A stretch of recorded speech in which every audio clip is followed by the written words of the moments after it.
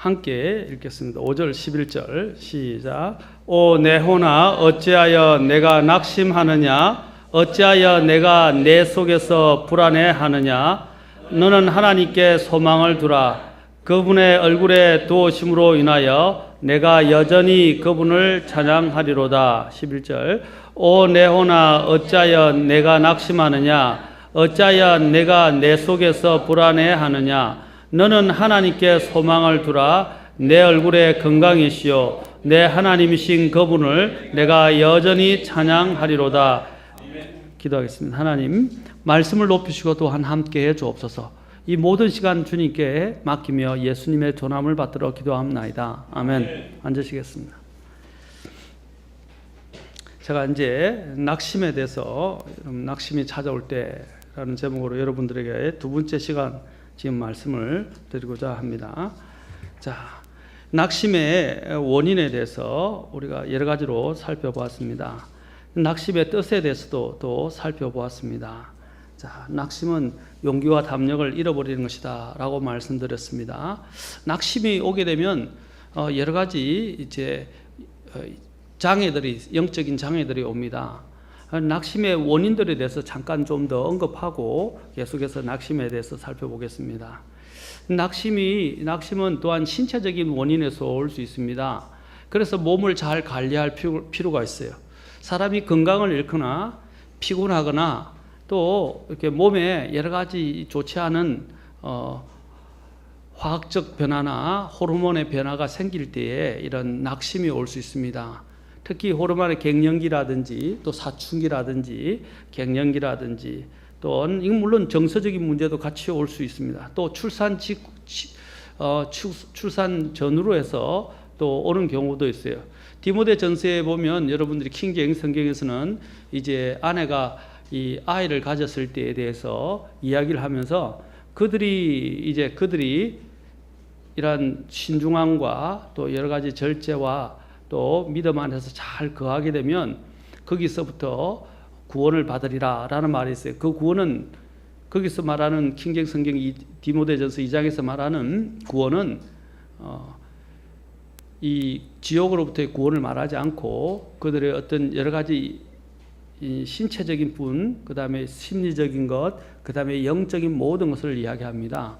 그게 개역 성경은 그녀가라고 되어 있지만 다음에 더 자세히 하겠지만 킹제임 성경은 그들이라고 되어 있어요. 그래서 아내와 남편이 이러한 영적으로 잘 준비된 가운데서 이 부분들을 이겨내면 영적인 이러한 시험들, 많은 시험들로부터 이길 수 있게 됩니다.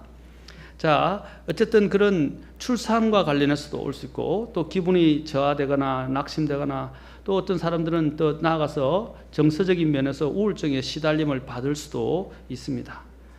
자, 이런 신체적인 문제로 인해서 우리에게 이런 약함이 생길 수 있어요. 몸이 약하면 모든 게 힘들어지고 귀찮아지고 또 어려워질 수 있습니다. 그러면 마음이 약해지기 쉬워요. 그렇죠? 낙심은 사실 마음의 문제인데 이런 신체적인 부분을 해서 마음이 약해질 수가 있어요. 몸이 약해지면 우리가 하고자 하는 일들이 제한받게 되거든요. 또 할 수 없다는 자꾸 불안전한 이런 생각들이 오기 시작합니다. 그렇죠? 자, 이런 때 이런 것은 신체적인 것은 뭐 우리가 어떻게 할 수가 없어요. 뭐 신체적인 이런 질병의 원인이 자연적인 것도 있고 마귀적인 것도 있고 또 하나님에서 징계를 받아서 올 수도 있고 여러 가지 원인이 있지만 어쨌든 이런 신체적인 원인이 왔을 때 우리에게 이런 마음이 약해지면서 자꾸 낙담하거나 또한 마음이 이렇게 쭉쭉쭉쭉 바닥으로 처질 수 있습니다. 또 심리적인 원인에서 올 수도 있어요. 마음에 다른 사람에서 상처를 받았을 때라든지 또 사랑하는 사람을 이런 여러 가지 원인에서 또 우리는 이런 심리적인 부분에 의해서 낙심이 찾아올 수도 있습니다. 심지어는 우리 경쟁자들이 또 나와 좀 경쟁적인 상황 가운데 있는 대상이 좀 더 잘 될 때도 올 수 있어요. 우리 이런 대표적인 경우가 어디에 있습니까? 사무엘상 18장 7절부터 11절에 보면 사울이 다윗에 대해서 시기하고 질투하는 것을 보게 돼요. 그래서 굉장히 그가 낙심해서 이제는 결국 다윗을 죽이고자 했어요.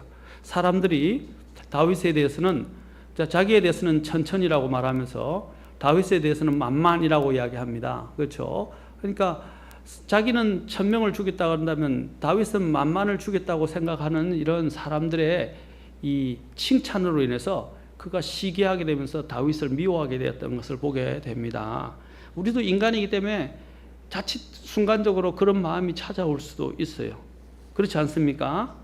자, 미국 오하이오 주립대학교 정신과와 심리학과의 공동연구팀이 미국의 건강의학 전문지에 성격과 사회심리의 비관적 염세성이 인간의 이런 만수무강에 훨씬 나쁜 영향을 미친다는 것을 발표했다고 합니다. 이 연구 발표를 했는데 중년을 상대로 조사한 이 팀의 결론은 걱정과 스트레스를 줄이고 건강하게 살려면 비관적인 생각을 피하는 것이 더 중요하다라는 결론을 내렸다고 합니다. 이제 이런 낙천성과 비관성에 대해서 여기서 말을 할 때 따로 존재하는 것이 아니다라고 말합니다. 낙천적인 성격도 비관적인 부분을 갖고 있고 또 무조건 잘 될 것이라고 막연하게 믿기보다는 사물에 대한 부정적 시각을 줄이는 것이 정신적 건강에 이르는 길이다 라고 이제 건강과 생명이라는 잡지에 이렇게 나왔었습니다. 여기 보면 이 연구팀들이 우선 대상자들의 낙천적 사고와 비관적 사고의 정도를 측정하고 1년 후에 행복의 정도를 재보았다고 합니다. 그 결과는 비관적 사고를 하는 사람들은요, 스트레스와 불안에 시달리는 경우가 낙천적 사고를 하는 사람보다 더 많거나 건강이 나쁘다고 응답한 비율이 높았다고 합니다. 그리고 종래의 일부 학자들은 타고난 성격이 낙천적이라 하면 환경이 어렵더라도 계속 그런 생각과 태도를 유지한다고 생각했지만 이 연구팀은 낙천성은 고정된 성격적 특성이 아니라 환경의 영향을 받아 바뀔 수 있다고 주장했다고 합니다. 다른 사람들의 자신을 포기했다고 생각하고 스스로 자신을 포기하게 되면 뇌에서 특수한 호르몬이 분비가 돼서 면역 체계의 기능을 저하시킨다는 연구 결과도 있다고 합니다. 그래서 아무리 낙천적인 사람도 우울이나 불안이나 적응 장애가 나타날 수 있기 때문에 열등감이나 패배감에 집착하지 말고 더 마음을 바꾸려 노력해서 미래를 바꿀 수 있다는 생각을 가지는 것이 더 중요하다고 말을 했다고 합니다. 이 낙심을 마음속에 오래 가지고 있게 되면요, 사람이 낙심이 찾아올 수 있어요. 그런데 그 낙심을 계속 방치하고 오래 간직하고 있게 되면 그 낙심이 그 사람의 성격이 되어버립니다. 성격이 되어버린단 말입니다. 모든 것들이 굳어지면요, 그 사람이 되어버려요. 여러분, 성격이 뭡니까? 주변 이 기질이라는 것은 태어날 때부터 사람이 천성적으로 타고나는 성향을 이야기합니다.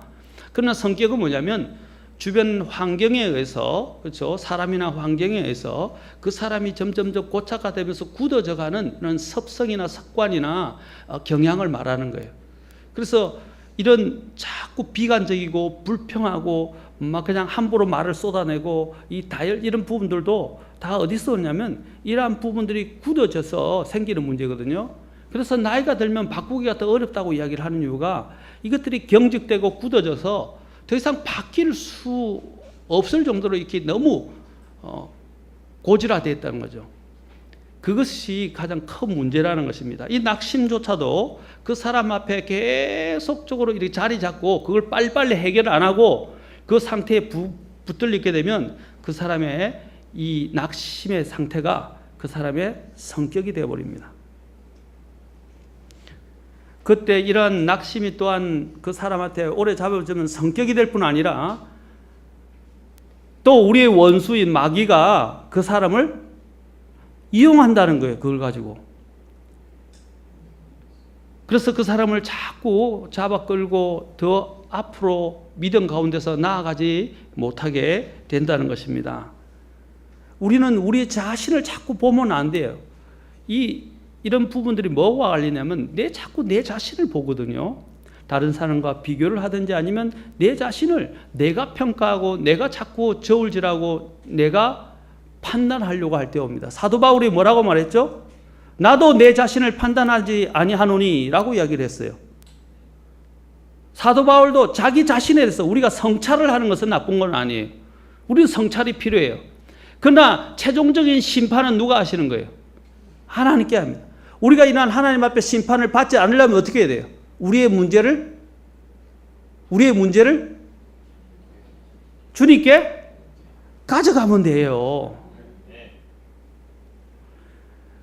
우리가 갖고 있는 이 문제들을 빨리빨리 해결 안 하면 이게 아까 성격화되고 또한 사탄이 마귀가 공격하는 것이 된다는 것입니다. 그러면 그 낙심에서 헤어나기가 어렵습니다. 낙심은 점점점 인생을 더 악화시키고요. 좌절과 파멸과 더 절망 가운데로 끌어갑니다. 그러면 뭐가 역사하면 마귀가 거짓말로 그 사람에게 역사를 하기 시작해요. 그러면 헤어나기가 어려워져요.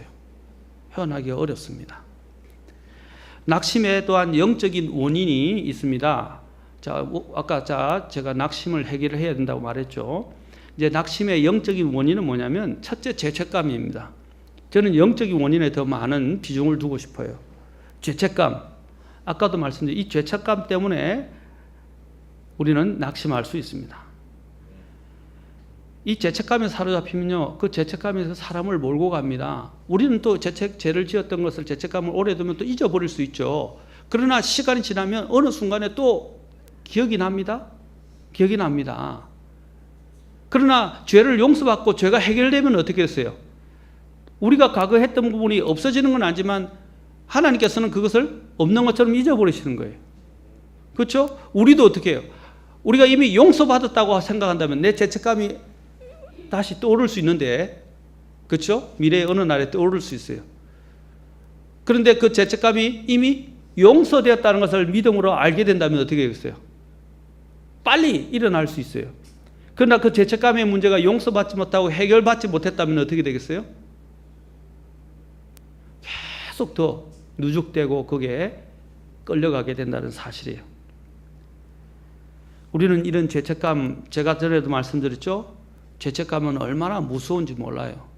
그런데 오늘날 가장 큰 문제들이 사람들이 주님과의 관계가 점점 멀어지다 보니까 양심이 둔감해지고 죄책감에 대해서도 점점점 둔감해진다는 거예요. 자, 거짓말을 한 번 한 사람이 어떤 상황 때문에 또 거짓말을 하게 되고 또 거짓말하기도 하고 또 거짓말하게 되면 어떻게 해요? 그 거짓말을 사실로 받아들입니다. 거짓말을 거짓말로 느껴지지 못해요. 오늘 이 정치판이 그와 같은 거예요. 거짓말을 밥 먹듯이 하니까 이제 거짓말을 오늘날 이 정치판을 보면요, 거짓말을 하면서 나라를 위한 것이라고 이야기합니다. 그게 하나님 앞에 통용이 되겠어요? 자기 양심의 통용이 되겠어요? 그 합리화에 불과한 겁니다. 오늘날은 나라를 위해서 거짓말을 해야 된다고 종용을 하고 있어요. 그거 얼마나 위험한 짓인지 몰라요. 그것은 나라를요, 전부 불신과 파국으로 몰고 가는 겁니다. 우리는 우리 자신 스스로도 우리 자신을 하고 속일 때가 있어요. 분명히 이게 잘못된 걸 알고 있고 이것이 거짓말이나 이건 잘못된 걸 알고 있는데도 어떻게 하냐면 괜찮다 하고 자꾸 자기를 아니야, 하나님이 아실 거야, 하나님이 허락해 주실 거야, 뭐 다른 사람도 다 하는 거야, 아무도 보지 않아 라고 이야기할 수 있죠. 이 죄는요, 우리 속에 쌓이면 안 돼요. 시편 32편 3절부터 이 죄의 책감이 얼마나 사람을 무겁게 하는지에 대해서 말합니다. 시편 32편 3절 4절에 다윗이 이렇게 고백했습니다. 내가 잠잠할 때에, 자, 잠잠한다는 것은 하나님께 고백도 안 하고 이 죄의 문제를 해결하지 않는 것을 상태를 이야기합니다. 내가 잠잠할 때 하루 종일 신음하였으므로 내 뼈가 쇠하였나니 밤낮으로 주의 손이 나를 무겁게 누르므로. 그래도 다윗은 하나님에 대한 의식을 갖고 있었어요. 그래서 그러다 보니까 양심의 민감함도 있고 하나님에 대한 의식이 있다 보니까 뭐라고 그랬어요? 주의 손이 나를 무겁게 누르므로 내 진액이 여름 가뭄으로 변화했나이다. 이 정말 양심이 있는 사람, 하나님을 제대로 아는 사람은요, 이 죄를 짓고는 못 살아요. 잠을 잘 수가 없고요, 편안하게 누울 수가 없어요. 여기 보시면 어떻게 뼈가 새한다고 그랬어요. 진액이 여름 가뭄처럼 변해버린다고 그랬어요. 아픕니다. 이거 여러분, 몸이 아픈 것보다도요, 이 혼이 아프면요, 마음이 아프면 더 힘들어요. 사람이 더 견디지 못해요. 그래서 이것이 더 막 강하게 쥐어짜면 어떻게 사람이 미쳐버려요. 아니면 사람들이 막 분노가 극에 달하게 돼요.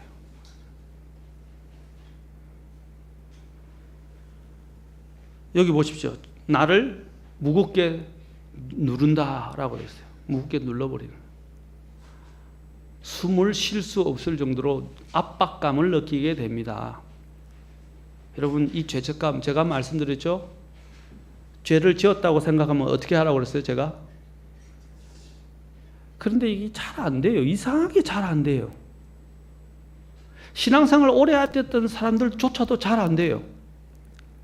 죄가 생각나거나 아니면 죄를 지었다고 생각하면 빨리빨리 즉시 하나님 앞에 빨리 가서 자백하시고 해결하셔야 돼요. 아멘? 그런데 죄를 자꾸 간직하고 있어요. 질질 끌고 있어요. 두 번째로 낙심의 영적인 원인은, 낙심은 하나님께 불순종하고 우상을 숭배하거나 하나님을 대적할 때 이 죄에 대한, 이러한 죄에 대한 징계와 형벌로서 올 수도 있어요. 신명기 28장에서 보면 하나님이 이제 하나님을 따르지 않고 순종하지 않을 때 오는 재앙에 대해서 말씀을 하십니다. 신명기 28장 보세요. 모세가 이제 가나안으로 들어가기 전에 이제 이 말씀을 남기면서 이야기를 하는데, 28장에 가서 특히 다른 전체를 보진 않고 28장의 특별한 부분만 보겠습니다. 28장이 이걸 다 이야기를 해요. 너희들이 순종하면 복을 받을 것이면 불순종하고 우상 숭배를 하면 이제 저주를 받을 것이다 라고 특별히 15절부터 주님께서 이제 이야기를 하십니다. 이제 불순종에 대해서 15절에서 이야기하시는데 65절 보십시오. 특별히 다른 구절도 다 마찬가지인데 하나님께서 엄청난 재앙을 계속 내리시겠다고 말씀하시면서 65절 보십시오. 이 민족들 가운데 너가 평안을 얻지 못하며 내 발바닥이 안식을 얻지 못하고 주께서 거기에서 내게 뭘 준다고 그랬어요? 떨리는 마음과 쇠약한 눈과 슬픈 생각을 주시리니. 또 67절에 보면 내 마음의 두려움과 라고 되어 있어요. 두려움. 그러면서 뭐라 합니까? 67절 보세요. 이게 우울증에 빠지거나 낙심에 빠진 사람들의 상태를 참 잘 이야기해 주는 것 같아요. 67절 잘 보세요. 재밌습니다. 너가 두려워할 때 너의 마음의 두려움과 너가 보게 될 때, 즉 너의 눈으로 보는 것으로 인하여 너가 아침에는 이르기를 저녁이면 좋겠다 하고, 저녁에는 이르기를 뭐라고 그래요? 아침이면 좋겠다 하리라. 하나님께 불순종하는 사람의 모습을 여기서 잘 보여주고 있습니다. 불순종하면 우리가 하나님의 자녀라면 하나님의 징계를 받을 수밖에 없어요. 이거는 죄책감하고는 좀 다른 문제입니다. 물론 죄책감도 하나님을 대적하는 문제지만 이거는 더더욱 하나님 앞에 이 죄, 불순종도 죄죠. 우상 숭배도 죄죠. 하나님을 대적한 것도 죄죠. 그렇죠? 저는 죄를 아까 앞에서는 광범위하게 이제 더 구체적으로 지금 말씀을 드리는 거예요. 여러분, 그러한 상태로 하나님의 징계를 받게 될 때 이 마음이 얼마나 무너져 내리는가를 보게 됩니다. 편하지 않은 거예요. 평안이 없어요. 그래도 마음속에 안위도 없어요. 안식도 없어요.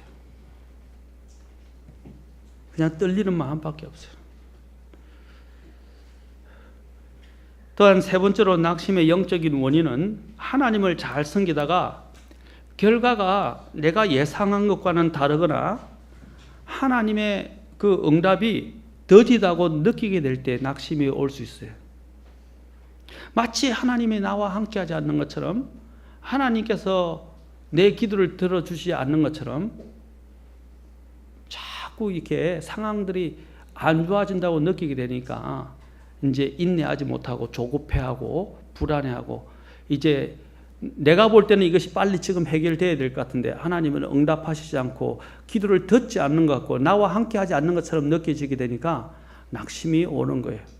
오늘 특히 대표적으로 시편 42편이 그런 부분들을 이야기하고 있습니다.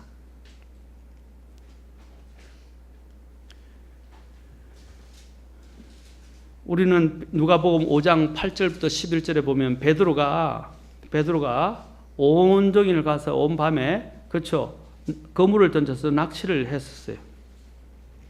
근데 낚시를 했는데 이제 고기를 잡으러 갔는데 고기를 잡지를 못했어요. 그 노련한 어부가 밤새도록 수고했는데 고기를 못 잡았을 때 얼마나 낙심했을까요? 그렇죠? 그는 실패했어요. 그러나 주님을 만나게 됐을 때 이제 주님께서 오히려 깊은 데로 가서 그물을 던지라 라고 했습니다. 그래서 주님의 말씀대로 했을 때 고기들을 많이 이제 그들이 잡을 수 있었지만 그가 그때 느낀 게 뭐예요? 자신이 얼마나 큰 죄인인지를 보게 되었습니다. 우리가 그래요. 우리는 누구나 성공하기를 원합니다.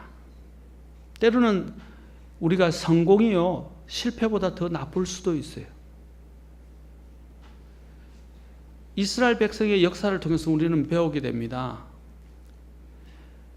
전에도 저도 말씀드렸죠. 제가 만약에 인생에서 제가 원하는 대로 성공했다면 저는 아마 주님 없이 살아갔을 거예요. 주님과는 관계없는 삶을 살았을 거예요. 이스라엘 백성들이 광야에서 물이 없었을 때, 두 번째로 그들이 물을 하나님께서 주셨을 때 그들에게는 물을 주셨지만, 모세에게는 성공한 일이었지만 모세는 가나안에 들어갈 수 없게 되었습니다. 이스라엘 백성들이 하나님 앞에 메추라기를 구해서 메추라기라는 고기를 먹을 수 있었지만 오히려 그것이 그들에게 재앙이 되었고, 입에 들어가는 순간 그들은 하나님의 재앙에서 죽은 사람들이 생기기 시작했습니다. 성공이, 우리는 자꾸 성공하면 하나님의 축복이라고 하는데, 하나님 복이라는데, 하나님을 알지 못하고 하나님을 섬길 줄 모르는 사람이 성공하면 그것은 실패예요. 사람들은 이걸 생각하지 않아요. 수많은 사람들이 이 부분에서 실패한단 말입니다. 제가 늘 이야기하죠. 저희 집사람은 이제 더 이상 그렇게 이야기하지 말라고 하는데, 우리가 이렇게 좋은 대학교 들어가는 거 좋아요. 아이들 좋은 직장을 잡는 것도 좋아요. 왜냐하면 참 자식이 잘 되는 건 기쁜 일이잖아요. 그렇죠? 저는 그거 좋은 일이라고 생각합니다. 그러나 자식이 잘 되어졌는데 하나님과 더 멀어진다, 그거는 오히려 저주입니다. 우리는 그걸 몰라요. 나는 이렇게 기도할 겁니다. 모든 걸 잃더라도 하나님을 만나게 해달라고 기도할 것입니다. 저희 아버지를 위해서 제가 그렇게 기도했어요. 진짜 그 기도 응답대로 하나님 무서운 하나님이십니다. 저희 아버지가 모든 걸 잃어버렸어요. 건강까지 잃어버렸어요. 결국은 일찍 세상을 떠나셨지만, 그러나 그 계기로 해서 저희 가족들이 구원받는 계기가 되었습니다. 아픈 이야기입니다. 저는 아버지를 잃었습니다. 그러나 이 계기로 저희 가족들이 구원을 받게 되었어요.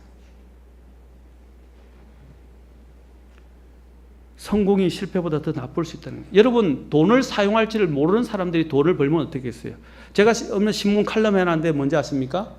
로또에 당첨됐던 사람들의 사람들을 다 조사해 봤대요. 거의 대부분의 사람들이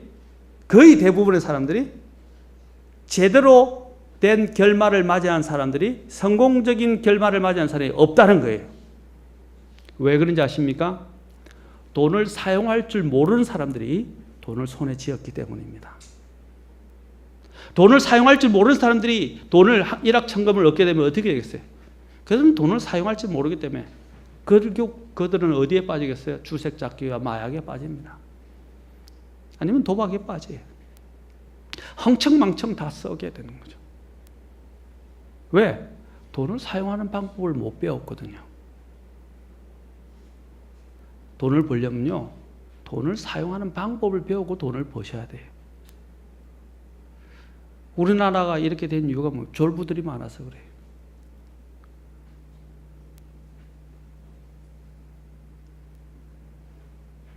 우리는 성공하면 자만에 빠지고 실패한 사람들을 멸시하기 쉽고, 또 우리에게 이런 모든 것들을 복을 주신 하나님을 잊어버리게 되기 쉽습니다.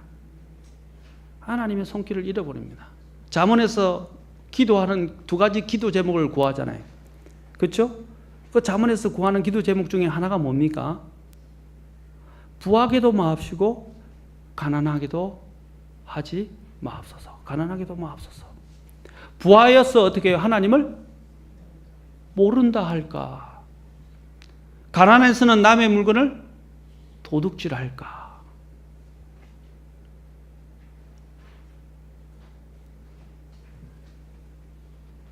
돈은요, 사용할 줄 아는 사람들에게 주는 것이 좋아요.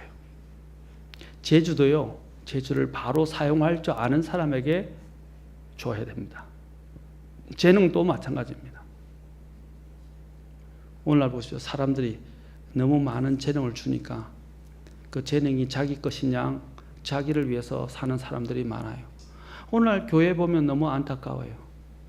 교회들을 보면 우리 젊은이들이 교회에서 찬송을 배우고 여기서 악기를 배우고 음악을 하고 하나님을 찬양하던 그 아름다운 목소리와 그 재능들이 다 어디로 가고 있어요? 클래식 쪽으로 좀 나간 사람은 그럼 그나마 다행입니다. 그런데 연예계로 다 진출했어요. 제가 듣기로는 옛날에 있는 뭐 소녀시대라고 하는 그 무리들이 크리스찬, 옛날 교회 크리스찬이 아니고 교회 다녔던 사람들로 알고 있어요.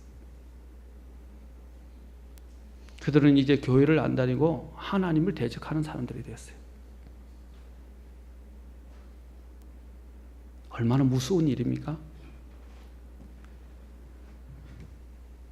우리의 모든 재능은 하나님을 위해서 가장 먼저 사용되어지고 하나님을 위해서 최우선적으로 사용되어져야 합니다.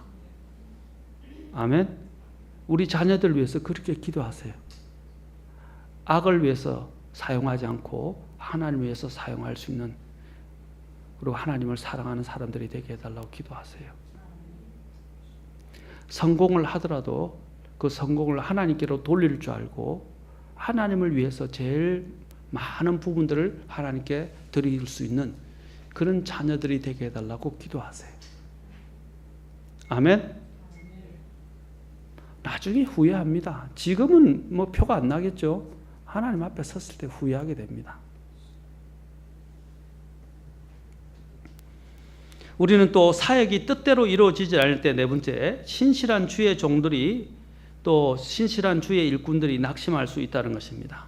특히 우리가 대표적으로는 엘리야를 다음에 뭐 살펴볼 기회가 있겠지만 엘리야를 한번 살펴봅시다. 엘리야가 갈멜산에 가서 이제 바알의 대언자들과 대적하여 싸웠습니다. 거기 보면 450명과 싸웠다고 하는데 원래는 850명 정도 돼요. 바알의 대언자 450명, 작은 숲의 대언자 400명 해서 850명을 초청을 합니다. 근데 이제 엘리야가 기도할 때는 450명의 바알의 대언자와 함께 있다라고, 나만 홀로 있나이다라고 기도를 하긴 했어요. 물론 초청을 했는데 그가 더 정말 작은 숲의 대언자들은 아마 별 볼 일 크게 없는 사람들이었던 것 같아요. 중요한 것은 그때는 바알이 대단한 신으로 여겨졌기 때문에 그 바알의 대언자들이 엄청난 힘을 갖고 있었던 것 같아요. 그들이 나라를, 이 민족을 다 망쳐놓고 있는 주범들이었어요. 이제 그들과 대적을 하게 되었을 때, 자, 대적을 했습니다. 그래서 갈멜산에서 승리를 했어요. 그렇죠? 자, 그들을 이겨서 승리를 했어요. 그런데 엘리야가 그 승리하고 난 바로 그 직후에 어떻게 됐습니까? 바로 직후에 그는 도망을 가게 되었습니다. 그게 19장에 나와요. 아합이 자신에게 일어났던 이러한 문제 이야기들을 자기의 아내 이세벨에게 이야기를 하자 이 이세벨이 이제 엘리야를 죽이겠다고 그렇게 해서 사람들을 보냈어요. 그러자 엘리야가 그렇게 대범하던 이 엘리야가 소심해져 가지고 도망을 갔어요. 하룻길 강야로 도망을 갔다가 로뎀 나무 밑에 있게 되면서 이렇게 성경은 말합니다. 스스로 죽기를 구하여 이르되 오 주여 족하오니 이제 내 생명을 취하시옵소서. 나는 내 조상들보다 낫지 아니하나이다. 그 배포가 있고 대범하던 엘리야가 어디로 가버렸어요? 우리는 하나님께 하는 이런 사역들이 잘 안 된다고 생각하고 어려움이 찾아오면 우리도 이렇게 되기 쉬워요. 어떤 때는 주님 앞에서 막 열심을 갖고 막 대단한 승리를 자랑하고 간증하고 노래했는데 그 순간 어떤 어려움이 오자마자 완전히 이 세상이 다 꺼져버린 것처럼 그리고 아무런 희망이 없는 사람처럼 이야기를 하래. 뭐라고 그랬어요? 내가 죽기를 구하여.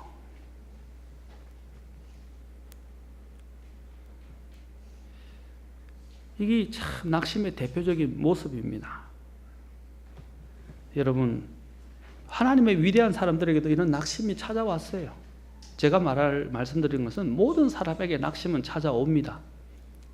그러나 그 낙심이 찾아올 때 그 낙심을 어떻게 이길 것인가 하는 것이 더 중요한 거예요. 그리고 낙심을 오래 간직하고 있으면 안 된다고 말씀드렸습니다.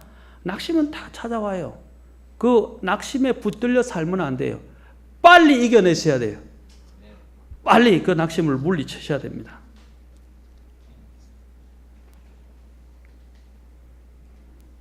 중국에 여러분이 알고 있는 모소 대나무라는 것이 있다는 걸 압니다. 이 모소 대나무는 산이나 밭에 심어놔도 5년 동안은 땅 밖으로 전혀 솟아오르지 않고 땅 속에서 뿌리만 사방으로 퍼져나갑니다. 그런데 5년이 지난 다음 해부터는 하루에 한 자씩 이렇게 무성하게 자라는데 불과 6주 만에 15m 이상 키가 자란다고 합니다. 우리가 하나님의 일을 하거나 기도하다가 일이 이루어지지 않았다고 해서 낙심하면 안 되겠습니다. 우리가 사는 나날 동안에 그 열매를 거두지 못할 수도 있어요. 그러나 하나님이 우리에게 말씀하시는 게 뭡니까? 하나님이 우리에게 말씀하시는 게 뭐예요? 바로 인내하고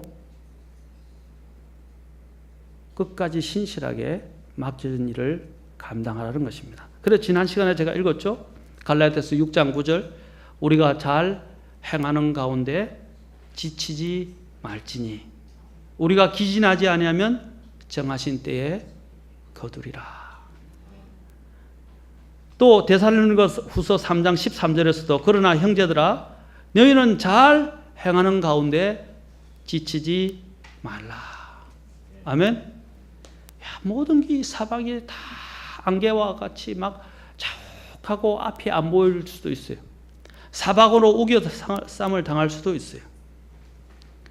그럴 때도 우리가 정말 내 양심에 꺼리낌 없이 내가 하나님을 섬기고 있고 하나님의 일들을 하고 있다면 낙심하지 마십시오. 인내로 믿음의 경주를 달리고 견디어 내십시오. 잠언에서 시편에서 뭐래? 역경의 나라에 내가 쓰러지면 넘어지면 내 힘이 적은 것이니라 그랬어요. 뭐라고요? 어려운 때에 역경의 날에 내가 쓰러지면 넘어지면 내게 힘이 없는 것이라고 그랬어요. 자, 진퇴양난이라는 게 있어요. 이쪽으로도 저쪽으로도 못 가요. 사방으로 우겨쌈을 당해서 어디로도 갈 수 없어요. 근데 우리는 위가 있잖아요. 맞습니까? 사방은 맡겨도 우리는 위가 있어요. 혹시 내가 이 땅에서 죽어도 나는 위로 갈 거예요. 왜 우리는 소망을 잃은 자처럼 살아갑니까? 오늘 시편 42편에서 다윗이 뭐라고 오늘 기억하고 있습니까? 소망에 대해서 말하고 있잖아요. 소망에 대해서. 그런 소망에 대해서 소망을 결코 잊지 않았습니다. 자, 우리 보면 이 낙심이 어디 그의 마음의 문제라는 것을 볼 수 있어요. 내 혼에게 이야기합니다. 내 혼아 라고 말합니다. 오, 내 혼아, 어찌하여 내가 낙심하느냐? 어찌하여 내가 내 속에서 불안해하느냐? 혼에 대해서, 마음에 있는 혼에 대해서 이야기합니다. 너가 내 혼, 내 속에서 불안해한다. 그런데 뭐라고 그랬어요? 하나님께 소망을 두라. 하나님께 소망을 두라. 자, 몇 가지 말씀만 더 제가 읽겠습니다. 그래서 오늘 먼저 이 문제에서 잘 행하다가 낙심하지 말라라고 먼저 말씀드리고 싶습니다. 베드로 전서 2장으로 가봅시다. 베드로 전서 2장 19절과 20절. 우리가 그리스도인으로 살다 특히 저는 잘못하는 것에 대해서 말씀드리고 싶지 않아요. 여기 두 가지를 다 잘 말씀하고 있어요. 잘 못하다가 어려움을 당하는 것과 잘 하다가 어려움을 당하는 것. 그렇죠? 어려움을 당한다는 것은 내 마음대로 안 된다는 거 아닙니까? 내가 하고자 하는 일이 방해를 받는다는 거 아닙니까? 맞지 않아요? 자, 2장 19절 봅시다. 19절과 20절. 같이 읽겠습니다.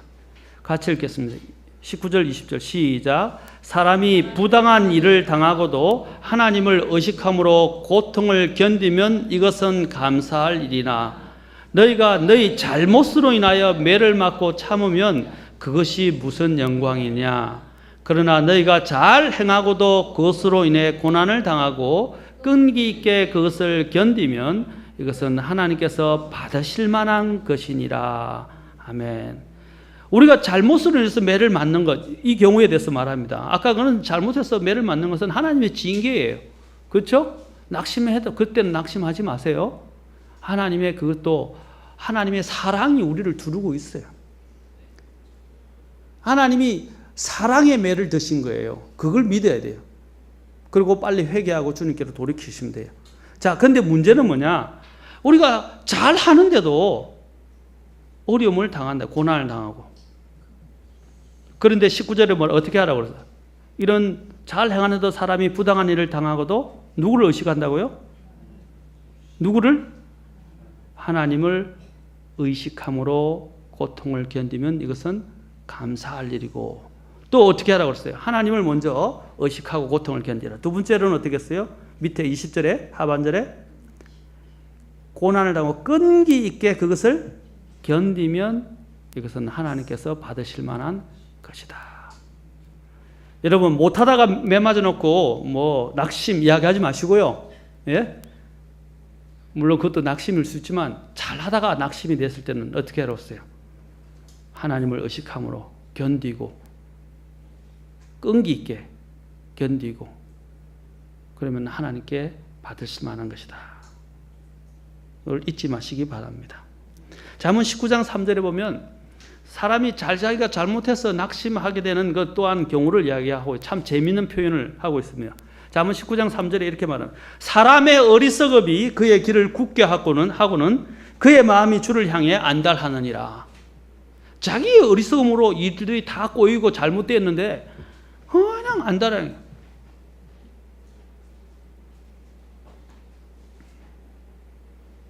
대부분의 우리에게 생기는 일들은요, 내가 잘해서보다는 내 스스로가 굽어져 있거나 잘못된 길을 선택했을 때가 많아요. 그럼에도 불구하고 하나님은 참 긍휼이 풍성하십니다. 우리가 주님 앞에 모든 문제, 어떤 문제든지 죄의 문제까지라도 잘못의 문제까지라도 가져가면 어떻게 하신다고 하나님이요? 예, 긍휼을 덮으시고 용서하십니다. 자, 그래서 감사한 거예요, 우리는요. 우리는 이러한 인내는 여기서 끈기 있게 견딘다 하는데 이 인내는 우리는 농부와 요업을 통해서 배울 수 있습니다. 우리는 다음 시간에 이제 농부와 요업을 통해서 어떻게 이러한 부분들을 이겨낼 수 있을까? 그 다음에 또 우리가 낙심하게 되는 또한 두 가지를 더 성경을 통해서 살펴보도록 하겠습니다. 기도하겠습니다. 다 같이 일어서시겠습니다.